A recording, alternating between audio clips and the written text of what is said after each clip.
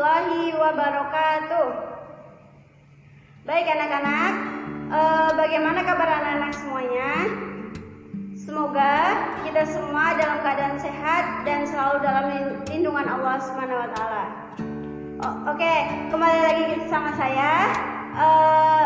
Pada pertemuan kali ini kita akan melanjutkan tentang pelajaran Pendidikan Agama Islam kelas 7 bab 2 yang berjudulkan tentang hidup tenang dengan kejujuran, amanah, dan istiqomah. Dan di pertemuan sebelumnya kita sudah belajar tentang hidup tenang dengan kejujuran dan amanah, dan sekarang kita belajar tentang istiqomah.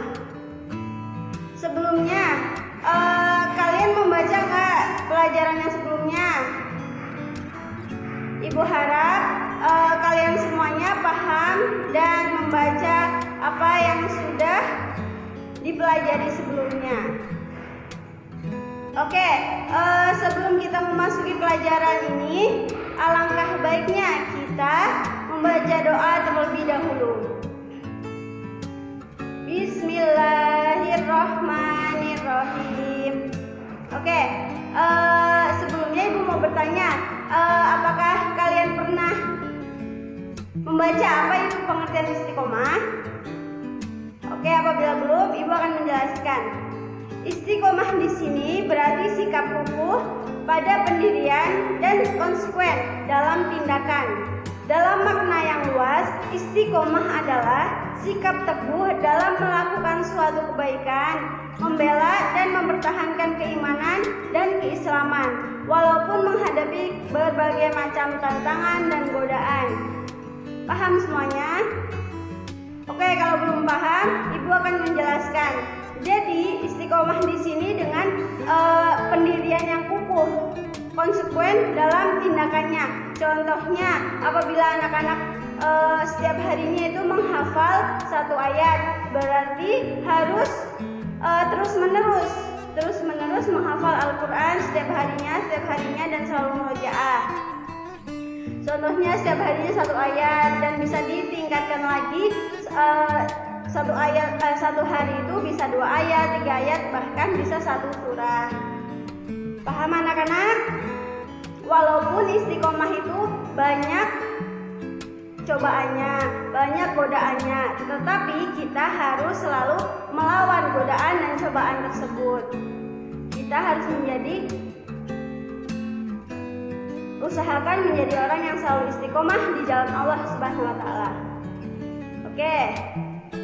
Dan di sini Quran istiqomah dijelaskan di dalam Al-Quran, Quran surat Al-Ahqaf ayat 13, yang artinya sesungguhnya orang-orang yang berkata Tuhan kami adalah Allah, kemudian mereka tetap istiqomah, tidak ada rasa khawatir pada mereka, dan mereka tidak pula bersedih hati. Jadi makna di dalam ayat ini, ketika orang beriman percaya dengan adanya Allah Subhanahu wa taala dan selalu istiqomah mengerjakan hal-hal yang baik di jalan Allah, maka di dalam hatinya akan selalu merasa tentram, tidak merasa sedih, dan selalu merasa bahagia. Paham semuanya? Oke, selanjutnya, adapun hikmah perilaku istiqomah. Orang-orang yang melakukan istiqomah akan mendapatkan hikmah dari Allah Subhanahu wa taala. Contoh ini, Ibu akan menyebutkan 3 hikmah dari perilaku istiqomah. Yang pertama, orang yang istiqomah akan dijauhkan oleh Allah Subhanahu wa taala dari rasa sedih, dari rasa takut, sehingga dapat mengatasi rasa sedih yang menimpanya, tidak hanyut di bawah kesedihan, tidak gentar dalam menghadapi kehidupan masa yang akan datang. Maka dari itu kita harus selalu istiqomah melakukan hal-hal yang baik di jalan Allah Subhanahu wa taala agar kita selalu merasa nyaman, tentram, dan tidak merasa sedih. Oke, poin yang kedua yaitu orang yang istiqomah akan mendapatkan kesuksesan dalam kehidupan di dunia karena ia tekun dan ulat. Nah, setiap orang yang istiqomah di jalan Allah maka akan mendapatkan apa yang ia sungguh-sungguh lakukan, entah itu di dunia ataupun di akhirat. Karena dengan kesungguhan itu kita akan mencapai kesuksesan, karena kita tekun dan ulet dalam melakukan hal-hal yang baik. Oke, poin yang ketiga yaitu orang yang istiqomah dan selalu sabar serta mendirikan sholat akan selalu dilindungi oleh Allah Subhanahu wa Ta'ala.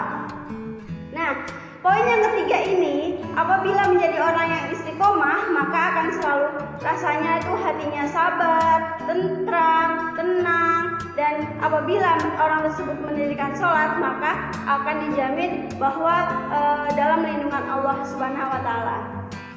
Oke, paham anak-anak? Semoga semuanya paham ya.